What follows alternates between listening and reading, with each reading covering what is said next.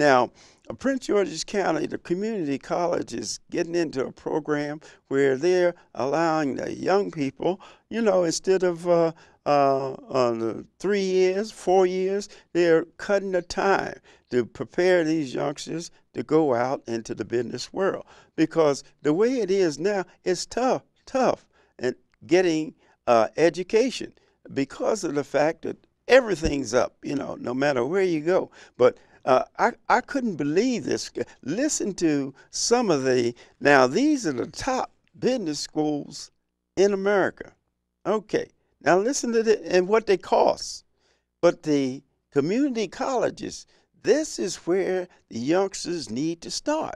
Start with your community college. Then you can move on to such schools as this. The number one business school in the world, Chicago. Number two, Harvard. Number three, the University Pennsylvania Wharton School. Number four, Northwestern, that's in Kellogg. Number five, Stanford. Now, Stanford, I mentioned the fact that the tuition, I went over that, but Stanford, now I'll give you background on that. Okay, Stanford, it only costs $106,000. $106,000, okay? This is Stanford Business School, okay? That's a semester. All right, Northwestern costs $102,000. Okay, University of Pennsylvania, the business school, that's $106,000. Harvard is $112,000. Get your pencil out now. And the number one, Chicago, is $103,000. Okay, we go down the line. Duke, most of you know about Duke. Okay, that's $99,000. This is tuition. Can you believe this? This is what education, this is what you have to think about. That's why I say what most of you out there need to do is start out in the community college. Okay, we move right on to Michigan. That's $100,000. The University of California, Berkeley, that's $99,000. Columbia, $107,000. MIT, most of you know about MIT, $101,000. Virginia, that's our neighbor there, that's $100,000. Their business school. Southern Methodist, that's $87,000. Dartmouth, that's $104,000. North Carolina, $95,000. Get your pencil ready there. Carnegie Mellon, that's $105,000. You notice that most of these this is a semester. How many of you all can afford that? Huh? Not many. Okay, we go down to line number 17, UCLA. That's $97,000. Number 18, NYU. That's $94,000. Number 20, Michigan State, $74,000. Number 21, Yale, $103,000. Number 22, Emory, $84,000. Georgia Tech, $70,000. Notre Dame, which is 24th in the country, Notre Dame is $83,000. And you notice that most of all the way down, the cheapest one there, number 30, was Texas A&M, and that only cost $42,000. But actually, I just let you know about, and they have international schools too, that as far as the business world is concerned. But I'm putting a pledge in to make sure that the government, starting with the national government, county and state government, start thinking about whether the youngsters can afford these type of tuitions and work on it. So an individual, what happens now when an individual graduates? He has just about a house note in order to a school loan. They call them school loans. Have a house note to pay back after he gets the job, if he gets a job. How many youngsters out there have graduated from four-year colleges and don't have a job? But we preach, get an education.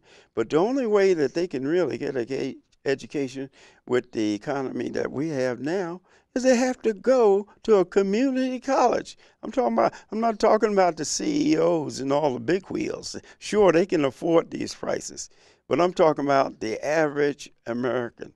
Can he afford to go to school? Can he afford to get an education?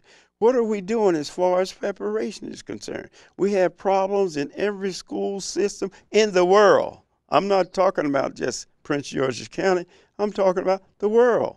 They have all kinds of problems with their educational system. And those are things that we have to start thinking about. Okay? What I'm trying to do is enlighten the average person.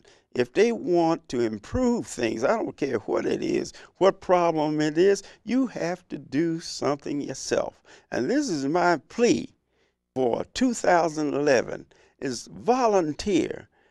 Please volunteer for something to help make it country better than it is. No matter who you put in the presidency, it's going to be somebody that don't like them. So the problem, what are we doing about the wars? You know, every time I look, we're in a war, some kind of war. Whether we've been in Korea 50 years, and money going to drain. His people, they have foreclosures and all of these things. I think what they need to do, they need to change the agenda.